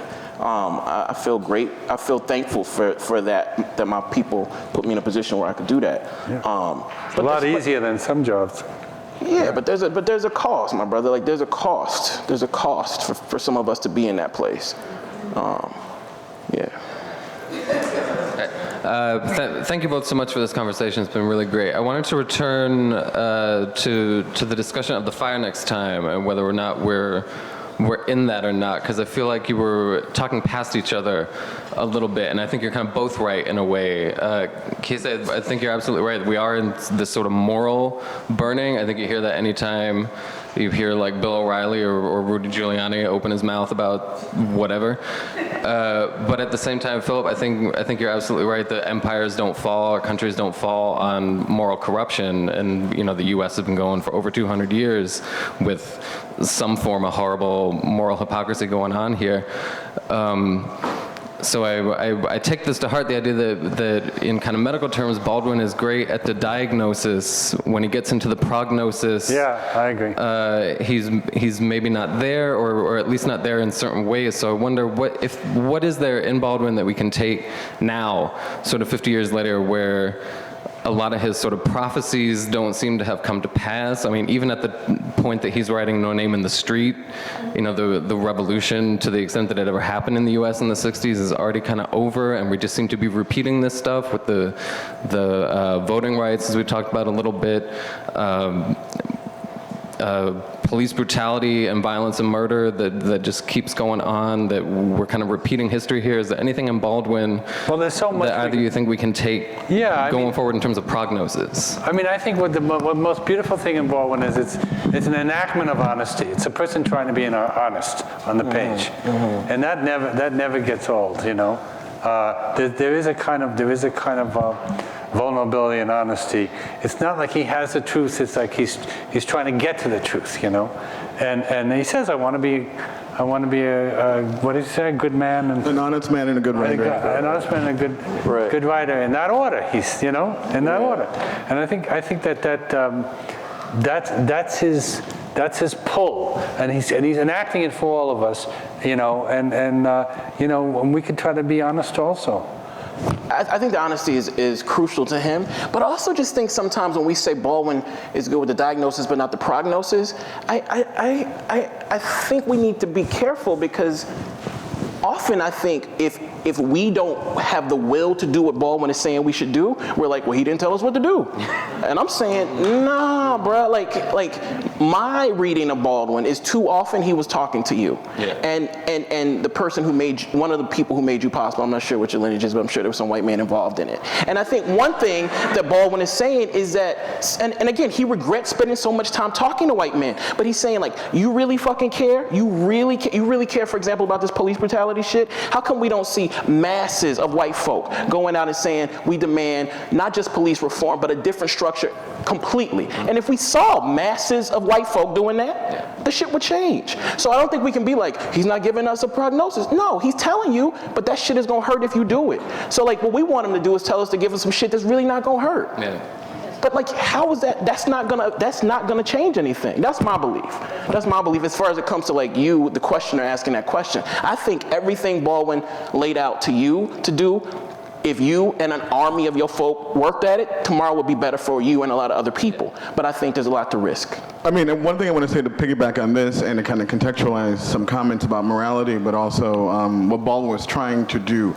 I mentioned when I started that people call him a prophet, but he wasn't so much a prophet, simply he understood the operation of American power, right? Understood the fiction of race. In the second half of his memoir, 1972, No Name in the Street, he says, it's called To Be Baptized, he says all Western nations are caught in a lie. Right. The lie of their pretended humanism, right? This means that every Western nation has no moral authority, right? And I forget the last part of it, but he's impugning a fiction about morality, impugning a fiction about a largesse on the part of American, largely whites, right? So what does it mean to be caught in your own lie about your own, which is why we covet a certain kind of innocence, right? About to evacuate a certain history that we really don't want to confront.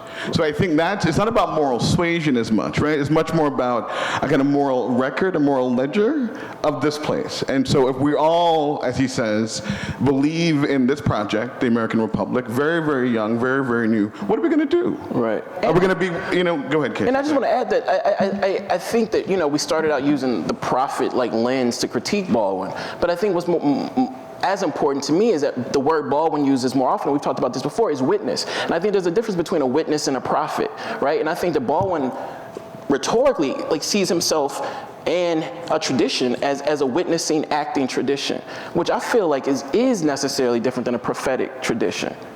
So I just want to say that. There's a question right here. Do it over there. Who's trapped? Okay, people are trapped in the aisles. So Michael, you can go ahead, ma'am. Oh, okay. Hi, thank you so much for being here. In The Fire Next Time, Baldwin talks about visiting Elijah Muhammad's house, and at the end when Elijah Muhammad says goodbye to all the guests, he says something about, so Elijah Muhammad, when he's saying goodbye to all the guests, he's saying, gives advice or whatever, and then he's like, protect your women, right? And then Baldwin kind of takes that line of protect your women and then riffs on it at the bottom of that page where he's like, protect your women. How patronizing is that to say protect your women when you haven't protected your women, right? And so I'm going back to your statement earlier, Dr. Laymon, about that his conversation with Audre Lorde. And so I'm wondering, is it possible for us to consider Baldwin as a feminist writer when we think about feminism as a liberatory movement, and when we're talking about the material benefits of whiteness, right? But then also material benefits of patriarchy and his place as a black male writer within that tradition of recognizing his privilege to a certain extent, but also neglecting a large portion of that material benefit and not daring himself to go there, right? Right. Yeah, so that's my question. That's a great question. I mean, I don't like my answer to that question, right? But yeah, I think Baldwin did a lot of work. I don't think he did much work in the area of thinking about the ways domestic violence, sexual violence, communal violence enacted on the bodies of black women by black men is something that black men need to reckon with. What he did do was say, we wouldn't be doing that if this system wasn't doing whatever it does to us, right? And Audre Lorde pushes back and she's like, when you gonna stop fucking us up, right? And he's like, no, Audre, you don't understand. You don't understand. Do you know what it's like? Do you know what it's like? And she's like, right, like the difference, like I'm black too, right? Like she's saying like, I'm black too. I do know what it's like, but I know what it's like to deal with police, and I know what it's like to deal with a partner or somebody on the street, you know, coming up and touching me and doing something to me that they shouldn't do. So, and in that essay, and the sad part to me about that is that essay comes at the end of Baldwin's life when he's had a time to look back, and, you know, it comes after fucking Morrison, it comes after Audre Lorde. And so he's not just saying it to some, he's saying this to Audre Lorde. He's telling Audre Lorde, I hear what you're saying about what we do to black women, but look at what they do to us. He's saying that to Audre Lorde. So I just don't know what else there is to say other than like, I mean, if somebody wants to call Baldwin a feminist writer, I don't believe like one person in this room gets to say who's feminist or not. I don't know that there's any evidence for that, but somebody could call him that in some way. But what I see wonderfully is that this writer who is so mammoth didn't do this work in that particular area, so it shows me how important that area is to do work in. You see what I'm saying? That's how I flip, that's how I use it. But like when you push it and you see in some way Baldwin making the same argument that a lot of other, that like someone like Drake might make, I'm just like, that's a problem, you know? That's a problem. Thank you for a great question. We have time for a few more questions over here, and then Michael, and then Rand. Can we collect them all together, you guys mind? That's fine. I'm not sure this is a question. I just want to, hey. Hi. Okay. I just wanted to go back to this idea and maybe take this conversation a little bit outside of like structural context and structural writing, and just talking about layman's terms, not your last name, but in layman's terms, Kiese, about this idea of love and it not necessarily being like a magic rabbit that comes out of a hat. And to go back to it just like, I feel you when you say that rabbit is fucked up when it comes out of the hat. But what really struck me is that we've got two people on stage, one that I personally know and one that I don't, but what I hear when I hear you talk about love and I hear you dismiss love as a white academic, that's painful for me because eventually... Wait, I dismissed love? You didn't dismiss love, right? But you... I don't remember this. I must have blanked out. I didn't dismiss love at all. What I said was that it was a rhetorical gesture to complete an essay. I didn't say that there's something wrong with love. Right, and I think that what you're doing is you're focusing on love as a rhetorical gesture and it being some sort of structure in writing. And when I think about love, and when I think about how we move forward in this country to address the idea that we are in the fire pit, we are here, we are burning, we are hurting. I don't know. Like, do you actually stop students in your class from thinking that it's a possible way to move forward? And do you really think that intensity is not the way to move forward? Because I know way too many people that are struggling, that are in pain, that feel this. I don't know if this is making any sense to you, but feel this pain that Baldwin clearly addresses. It's one register. It's not the only register. You know, I mean, I actually am a great believer in detachment. I think that this, but I mean, and the Buddhists believe in it too, by the way. But I mean, but it was. I mean, I guess the ease for you to say that that's just not the way to do it, or the ease in which you get to say from the ivory tower that that's not how it should be done. Wait, I'm not in the ivory tower. I'm in the same room as you are. I mean, I don't know. I don't go to this school. I left a school because it crushed me, because people in the ivory tower crushed me. Oh, well, did I crush you? I mean, I think you're projecting a lot onto me, you know? No, and I appreciate it. If you want to see what I do in my classroom, I do something fairly subtle in my classroom. Okay, okay.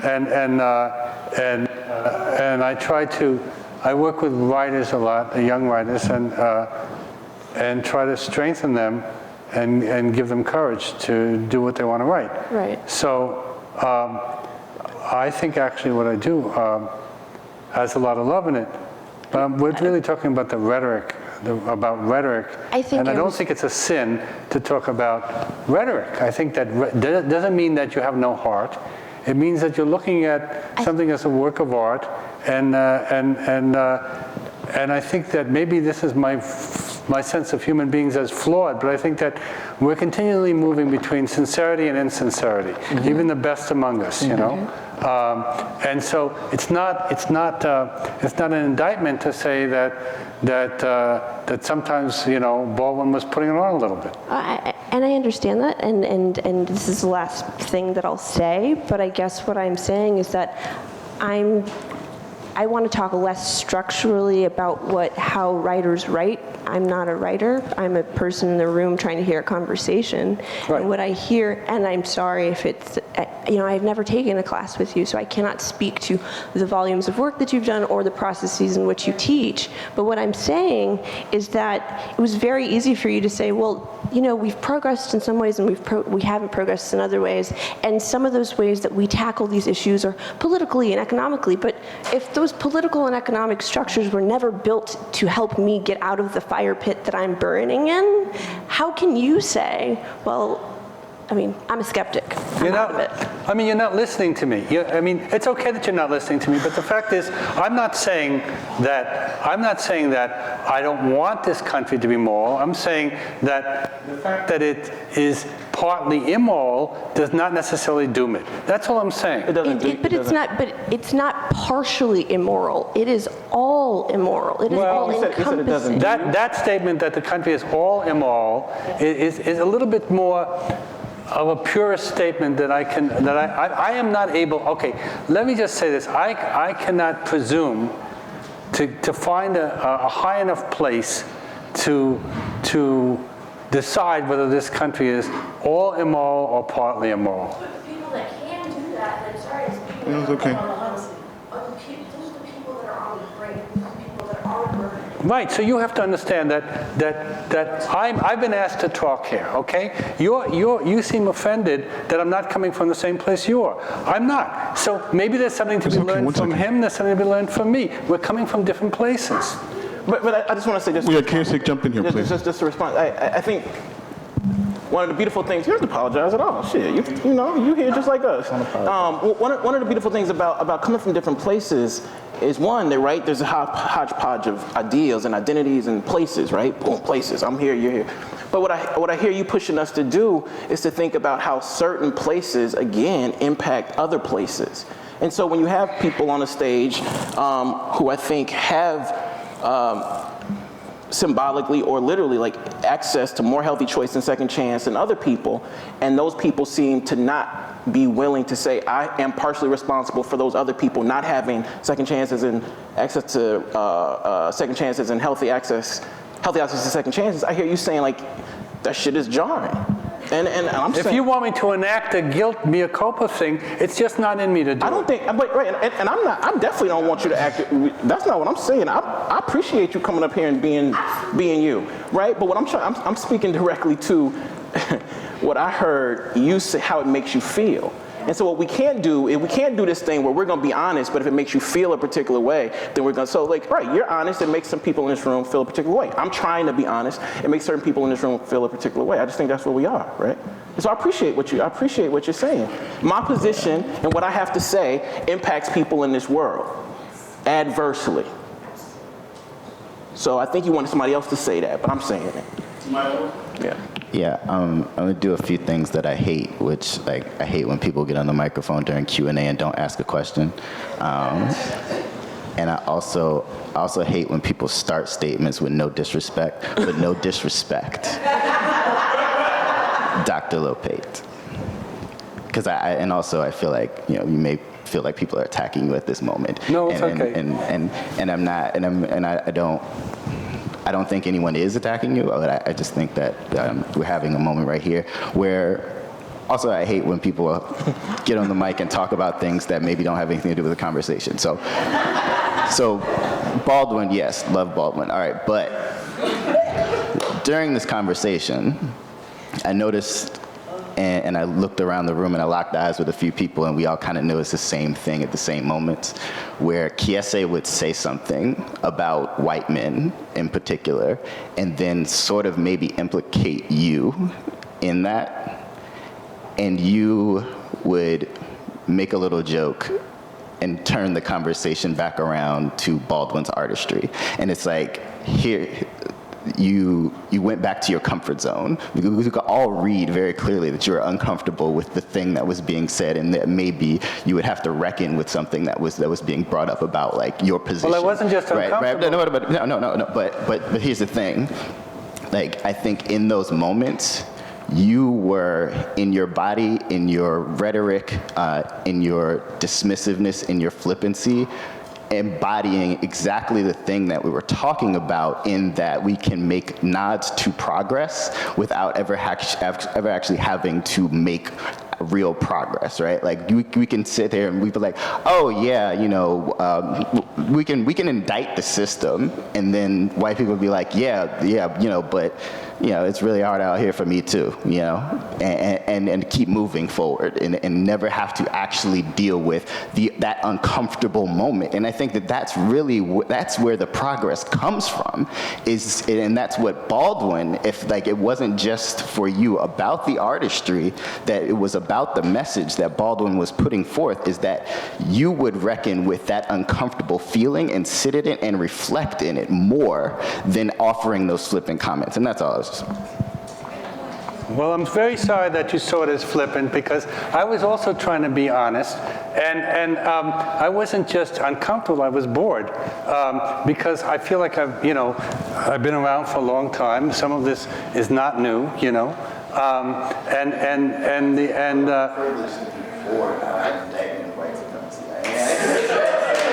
I am bored by indictment of white supremacy. I am. Okay.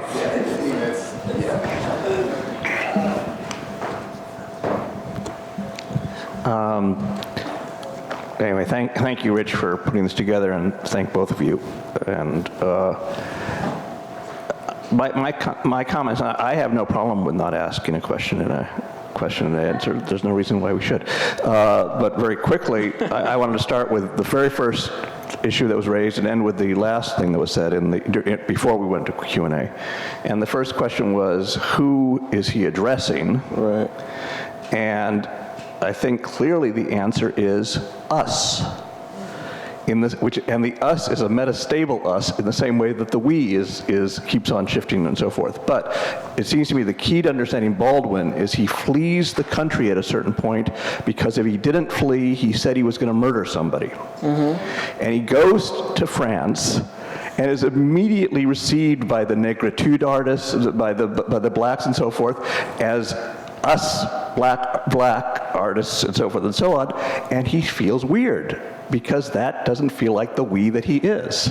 And in Paris, he realizes that the we that he is this very fractured, self-conflicted, crazy-making America. Yeah, and he is addressing America, and to my mind, he is when I put the festival on, at New York Live Arts, it was more than anything addressing white Americans and making you realize that this is part of the we he's talking about. Right. And then, as you talked about, so on the one hand, it seems to me that's who he's addressing. He's addressing us. And then finally, on the art thing, it just occurred to me as you were speaking, Philip, that and I don't know the etymology of this, but he is an artist the way that one asks, wherefore art thou? that art is being. Art is existence. Right. And art is not separate from existence. Art is not artistry. Art is not artifice. When you say that he is an artist, he is someone more than any other essayist I can think of for whom the drama is, what am I doing? What is going, what art I? What art we? And that's where it's that kind of, he's a beingist, he's an art, and really, really trying to plumb what it is to be an American. And that seems to me to be what's going on. And so that I would take what you say quite often, and I agree with you that he's an amazing artist, but I would give it he's not an artist the way Norman Mailer is an artist, for example. I mean, there's something more vivid, there's something, or the way Truman Capote are most of the writers of that generation. He's a different kind of artist. He's an artist of existence, of American existence. Let's do one more quick one. Guys, we're running late. We have room for, let's just collect these two really succinct questions maybe, right?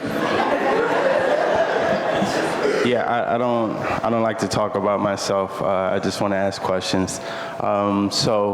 Ultimately, what I found really interesting, and I'm grappling with this myself as a writer, this idea of the audience, who you're writing to, and in so many ways, I take issue in some ways with the idea of writing to this white liberal mind as a pejorative, as if the slave narrative tradition didn't exist, as if these ideas that we need to speak to these masters so that they can release us. Now, again, I don't want to, issue some sort of victimization, this whole idea of paternalistic notion that, they have to unchain us.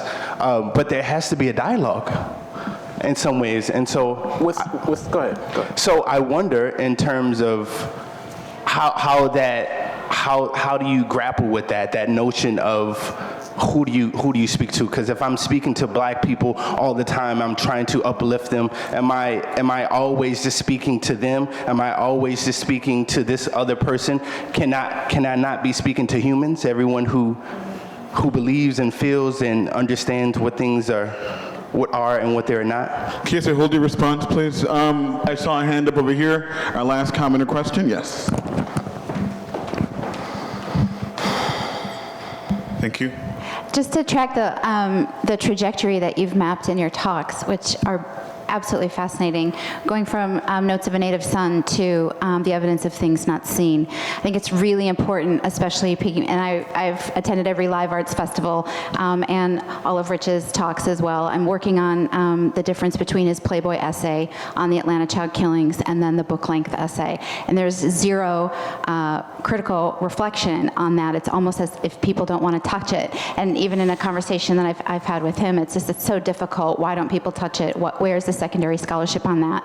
And I love this idea that it's manifest writ large of the nation's self-hatred. He states right up front, Wayne Williams is guilty as hell, right, but I have such love and compassion for this boy. Right. And in this era where yesterday we, commemorated the Boston Marathon bombings and serial killings are everywhere, and his incredible love and prophetic wisdom that comes out in his being called by Playboy, which as a feminist is so problematic that he takes this gig, right? So he takes the gig by Playboy, comes from Paris back to Atlanta, does not stop at all in New York, and really supplants himself down there to try to look at that. I was just wondering if you guys would toss out a few concluding comments on that essay as the last months before he died, because I think critical commentary on that is so important, especially as we talk about, what's the RX that we take for today. So anything you would have to say on that essay in particular?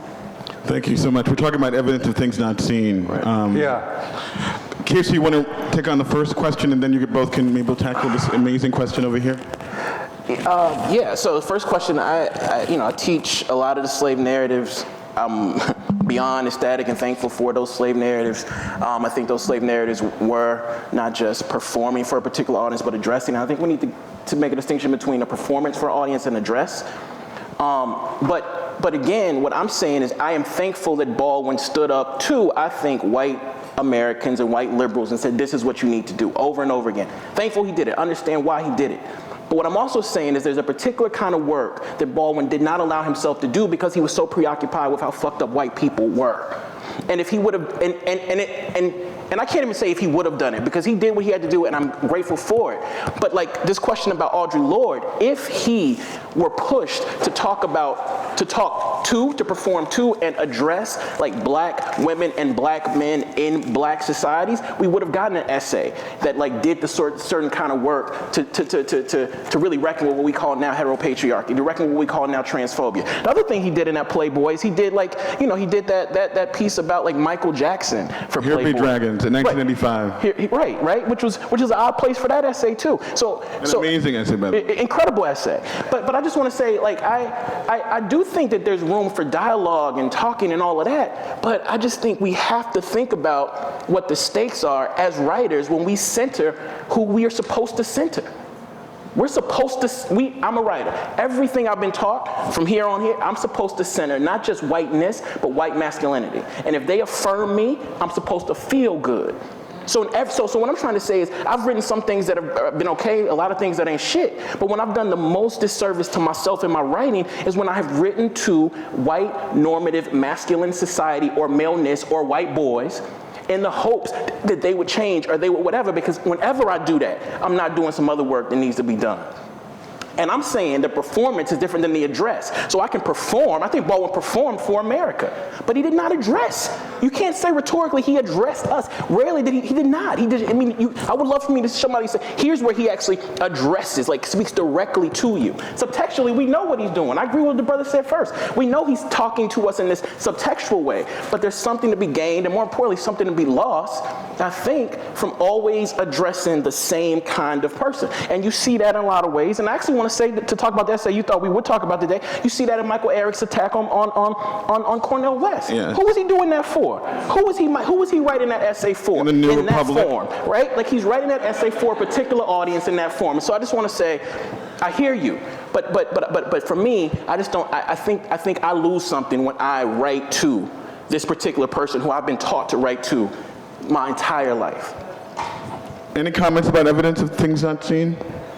Well, I'm just going to say in general that that there are two kinds of people who, if my experience is worth anything, a writer also tries to write for. I know when I write, partly I'm writing for the great dead, who are reading it and saying, well, it's not really so great, Lopate, but you tried, you know. So somewhere up there in heaven, Baldwin and Montaigne are looking down, and I'm writing for them. So I'm writing for, you might say I'm writing for the tradition, but I'm writing for specific writers who I love. The second person I'm writing for is myself.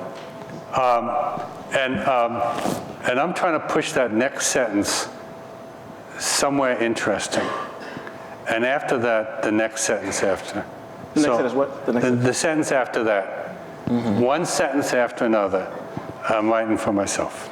I just want to say quickly, because we're talking about language and power in this space, I think writing, I hear that and I appreciate that, and I've read you say this before, and I actually agree, but I think writing I think Baldwin wrote for me. I don't think he wrote to me. And I'm saying that the address, I'm saying there's a particular work being done when you write to a particular audience as opposed to writing for. I think he carried the weight of black, particularly men, coming after him on his back. And he wrote for us, no question. No question he wrote for us. But I can't say, as someone who studies literature, that I can look and be like, here's where he wrote to me. I can't say that. I think the letter to his nephew exactly was I think one of the most incredible letters ever written, and he wrote it to his nephew, but I think that was also a performance for you. I mean, Toni Morrison had said this about Baldwin's and Ellison's mode of address, that they were dominated by the white gaze. We're running so low on time, guys. But can we just say what is really striking to me is how Baldwin, if we come prepared like these two gentlemen did to kind of confront our own interior lives, Baldwin provokes, right? Right. And can we just thank Kiese and Phillip Lopate for really bringing their full selves to this.